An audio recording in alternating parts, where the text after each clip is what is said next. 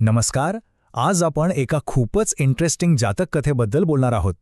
ही कथा आपल्याला ज्ञान आणि खरं शहाणपण यातला फरक इतक्या सुंदरपणे समजावते ना.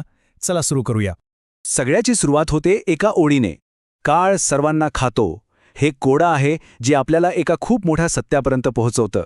खरं तर संपूर्ण कथाच या एका ओळीभोवती फिरते आणि आपल्याला शिकवते की अभिमानाची किंमत काय असू शकते. तर कथेची सुरुवात होते ज्ञानाच्या गर्वाने. विचार करा, 500 उच्च शिक्षित ब्राह्मण आहेत आणि त्यांना आपल्या ज्ञानाचा इतका अभिमान आहे की बस हेच आहेत या कथेचे मुख्य पात्र. आता त्यांच्या या गर्वाचं कारण काय होतं तर त्यांचं ज्ञान. बघा, त्यांना असं वाटत होतं की भगवान बुद्धांनी 3 पिटिकांवर प्रभुत्व मिळवलंय आणि आम्हीही मिळवलंय. मग काय, ते स्वतःला थेट बुद्धांच्या बरोबरीचेच समजू लागले होते. त्यांच्या मनात सतत एकच विचार यायचा की अरे, भगवान बुद्धांना 3 पिटकच तर माहीत आहेत आणि ते तर आपल्यालाही माहीत आहेत. मग आपल्यात आणि त्यांच्यात फरक तो काय राहिला? हाच तो ज्याला आपण बौद्धिक अभिमान म्हणतो, तो त्यांच्या ठासून भरला होता. आता हे सगळं पाहून बुद्धांनी ठरवलं की यांच्या ज्ञानाची खरी खोली तपासायलाच हवी. वेळ आली होती त्यांना नम्रतेचा एक धडा शिकवण्याची. त्यांना हे दाखवून द्यायचं होतं की त्यांच्या ज्ञानालाही मर्यादा आहेत. आणि मग बुद्धांनी काय केलं? त्यांनी त्या गर्विष्ठ ब्राह्मणांसमोर एक असा विषय ठेवला, उत्तराधिकार कारणांवरील अध्याय. हा इतका गुंतागुंतीचा विषय होता ना की तो फक्त पुस्तकी ज्ञानाने समजण्यापलीकडचा होता. आणि बुद्धांचा तो उपदेश ऐकताच त्या ब्राह्मणांवर काय परिणाम झाला असेल विचार करा. क्षणात त्यांच्या मनात आलं, अरे छ, आपण तर स्वतःला सगळ्यात शहाणे समजत होतो, पण यातलं तर आपल्याला काहीच कळत नाहीये. बस त्याच क्षणी त्यांचा सगळा अभिमान गळून पडला. कल्पना करा, जसं काही दात काढलेला साप असतो ना, तसे ते एकदम शांत आणि नम्र झाले. त्यांना त्यांच्या अज्ञानाची, त्यांच्या मर्यादेची तीव्रतेने जाणीव झाली. पण थांबा, कथा इथे संपत नाही. इथून पुढे खूपच रंजक वळण येतंय. आपण आता थेट भूतकाळात जाणार आहोत, कारण अभिमानाची ही कहाणी काही पहिल्यांदाच घडत नव्हती. खुद्द बुद्धांनीच हे उघड केलं. ते म्हणाले, बंधूंनो, मी या लोकांना नम्र करण्याची ही काही पहिली वेळ नाहीये. मी हे आधीही केलं आहे. आणि याच वाक्याने सुरू होते एका कथेच्या आतली दुसरी कथा.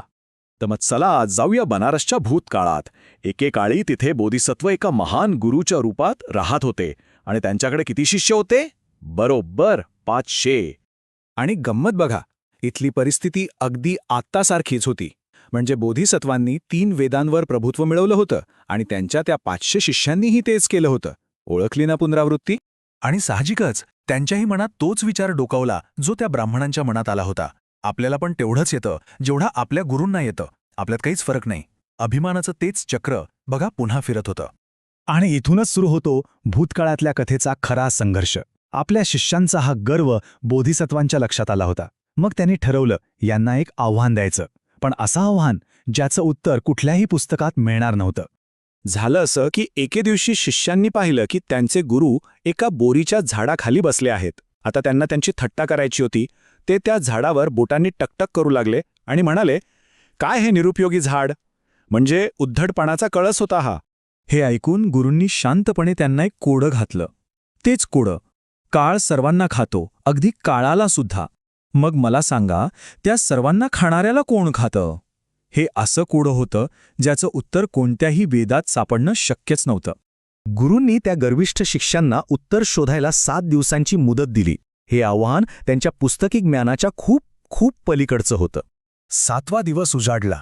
सगळे शिष्य परत आले, पण त्यांचे चेहरेच सगळं सांगत होते.